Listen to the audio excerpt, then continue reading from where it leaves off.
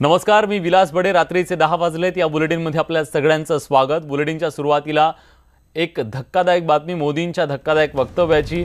Agusta Westland घोटाळ्यात सोनिया गांधींचे राजकीय सल्लागार अहमद पटेल यांचा हात असल्याचा सनसनाटी आरोप पंतप्रधान मोदींनी केलाय। डेहराडूनच्या सभेत पंतप्रधानांनी गांधी कुटुंबावर जोरदार हल्ला चढवलाय। एका बाजूला सध्या लोकसभा निवडणुकीची रणधुमाळी सगळी सुरू असताना पंतप्रधान नरेंद्र मोदी यांनी ऑगस्टा वेस्टलँड प्रकरणावरून आता जी माहिती समोर येते त्याच्यावरून जो आरोप केलेला आहे त्यात थेट सोनिया गांधी यांचे राजकीय सल्लागार राहिलेले अहमद पटेल यांच्यावर थेट हल्ला चढवलेला आहे।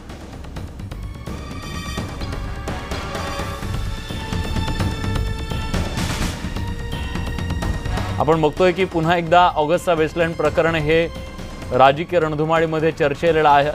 ऑगस्टा वेस्टलँड घोटाळ्यात सोनिया गांधींचे राजकीय सल्लागार अहमद पटेल यांचा हात असल्याचा सनसनाटी आरोप पंतप्रधान मोदींनी केलाय। डेहराडूनच्या सभेत पंतप्रधानांनी गांधी कुटुंबावर हा हल्ला चढवलाय। ऑगस्टा वेस्टलँड डील घोटाळ्यात काही दलालांना दुबईतून पकडण्यात आलं। इटलीच्या मिशेल मामाची चौकशी झाली। त्या आधारे दाखल करण्यात आलेल्या आरोपपत्रात ज्यांना लाच देण्यात आली त्यांची नावे आहेत। त्यात एक एपी तर दुसरा एफएम आहे। एपी म्हणजे अहमद पटेल तर एफएम म्हणजे फॅमिली असल्याचा दावा नरेंद्र मोदींनी केलाय। ज्या परिवाराची एअरपोर्टवर तपासणी केली जात नव्हती तो परिवार जामिनावर आहे असा देखील टोला पंतप्रधानांनी लगावलाय। मोदी नेमकं काय म्हणालेले आहेत, काय त्यांनी आरोप केलेला आहे, जाणून घेऊया। हेलीकॉप्टर घोटाले के दलालों ने जिन लोगों को घूस देने की बात कही है उनमें से एक एपी है, एपी, और दूसरा एफएम है, फेम। इसी चार्जशीट में कहा गया है कि एपी का मतलब है अहमद पटेल और एफएम का मतलब है फैमिली। दरम्यान पंतप्रधान नरेंद्र मोदींनी हा सनसनाटी आरोप केल्यानंतर अहमद पटेल यांनी काय स्पष्टीकरण दिलंय, जाणून घेऊया। तो जहां न्यायपालिकाएं हैं हमें पूरा भरोसा है। हम कहीं पे भी दोषी हैं तो कम से कम हम पे कार्रवाई करें, फांसी पे लटका दें। लेकिन किन से मुंह से निकल रहा है? नरेंद्र मोदी को सब जानते हैं, गटर लेवल पॉलिटिक्स करते हैं। जैसे विलेज का कोई मुखिया बोल रहा हो, जैसे कोई कहीं देहात में कोई आदमी म्यूनिसिपैलिटी की पॉलिटिक्स कर रहा हो। ये कहावत है ना, चोरों को सारे नजर आते हैं चोर। न्यायपालिका है, जाए करें, हम दोषी हैं तो हमारे सामने कार्रवाई करें। ये जुमलों की बौछार है। चुनावी माहौल है तो चुनावी माहौल में बारिश तो होनी है। कहीं उनके मुद्दे चाहिए, मुद्दे कहीं किसी से उपस्थित कर रहे हैं। तर दुसरीकडे राहुल गांधींनीही मोदींवर गंभीर आरोप केलाय। पंतप्रधान मोदी लालकृष्ण अडवाणींना गुरु मानतात, मात्र त्यांनी अडवाणींना जोड्याने मारून स्टेजवरून खाली उतरवलं असा गंभीर आरोप राहुल गांधींनी केलाय। ते चंद्रपूरच्या सभेत बोलत होते। मोदींचं वर्तन हिंदू धर्माच्या विरोधात असल्याचंही राहुल म्हणाले। गुरु जरूरी होता है ना हिंदू धर्म में? गुरु शिष्य का रिश्ता होता है ना? मोदी जी के गुरु कौन है? अडवाणी जी। शिष्य गुरु के सामने हाथ भी नहीं जोड़ता, स्टेज से उठा के फेंक दिया नीचे गुरु को, जूता मार के अडवाणी जी को उतारा स्टेज से, और फिर हिंदू धर्म की बात करते हैं। त्या सभेमध्ये राहुल गांधींनी लालकृष्ण अडवाणीजीबद्दल आणि मोदींबद्दल जे भाष्य केलं आहे खरं म्हणजे इतकं हास्यास्पद आहे आणि इतका बालिशपणाचं आहे की त्याबद्दल काय प्रतिक्रिया द्यावी हेच मला कळत नाही। त्यांनी म्हटलं आहे की लालकृष्ण अडवाणीजींना मोदीजींनी व्यासपीठावरून जोडे मारून खाली उतरवलं।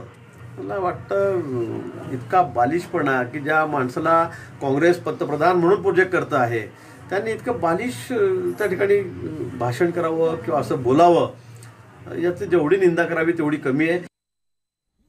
यानंतर नवी मुंबईतून एक महत्त्वाची ब्रेकिंग न्यूज येते। नवी मुंबईतून लोखंडी पाईपमधून 19 किलो सोनं जप्त करण्यात आलं। या सोन्याची किंमत तब्बल 6 कोटी रुपये आहे। DRIनं ही कारवाई करत सोनं जप्त केलेलं आहे। निवडणुकांचा सध्या माहोल सुरू आहे। अनेक ठिकाणी मोठ्या प्रमाणात रोकड जप्त केली जाते आणि त्यातच आता कालच निवडणूक आयोगानं मोठ्या प्रमाणात सोनं जप्त केल्याची माहिती सांगितली होती।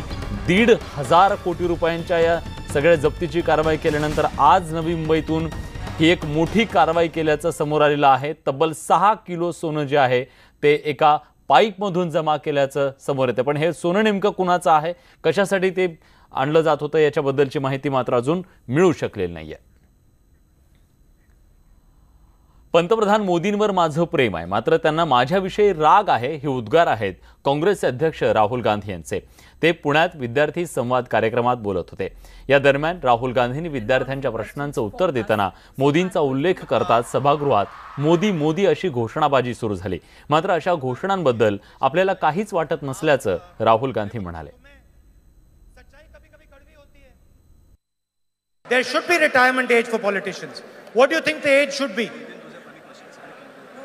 कितने साल की होनी चाहिए एज? हाँ? 60?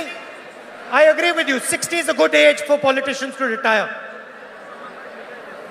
60 is a very good age. I think there should be a retirement age. पंतप्रधान नरेंद्र मोदी जगभरातील नेत्यांना आलिंगन देतात, मात्र वाराणसीतील गरिबाची त्यांना कधी गळाभेट घेतली आहे का, असा खडा सवाल प्रियंका गांधींनी विचारलाय। गाझियाबादमध्ये काँग्रेस उमेदवाराच्या प्रचार सभेत प्रियंका गांधींनी नरेंद्र मोदींवर जोरदार हल्ला चढवलाय। आपने देखा होगा, दुनिया भर घूम आए हैं, जापान गए, वहां करने लगे, अमेरिका गए, वहां भी करने लगे, पाकिस्तान गए, वहां बिरयानी खाई, चीन गए, वहां करने लगे, अफ्रीका गए, वहां करने लगे, लेकिन वाराणसी के एक गरीब परिवार से कभी गले लगते हुए आपने उन्हें देखा है? लोकसभेच्या अध्यक्षा आणि भाजपच्या ज्येष्ठ नेत्या सुमित्रा महाजन पक्षावर प्रचंड नाराज आहेत। आज त्यांच्या एका पत्रातून हे सगळं समोर आलंय। इंदूरमधून उमेदवार घोषित करायला इतका उशीर का होतोय, आता मला निवडणूक लढवायची नाही असं पत्र त्यांनी पक्षश्रेष्ठींना लिहिलंय। हे पत्र त्यांनी प्रसिद्धीला सुद्धा दिलंय। इंदूरच्या जागेबाबत खूप आधीच माझी चर्चा झाली होती, पण मला वाटतं पक्षाच्या मनात अजूनही संभ्रम आहे, म्हणून मी ही घोषणा करते की मला आता लोकसभा निवडणूक लढवायची नाही।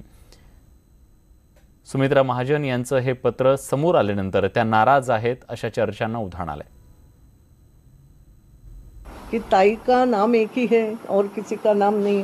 ताई 75 पार कर गई है, 75 पार को देना नहीं है, ये पार्टी ने कुछ सोचा होगा, तो फिर ताई को क्यों देना। तो इसमें अगर कुछ संकोच हो रहा हो, ऐसा मुझे लगा। तब आज जब इतने दिन हो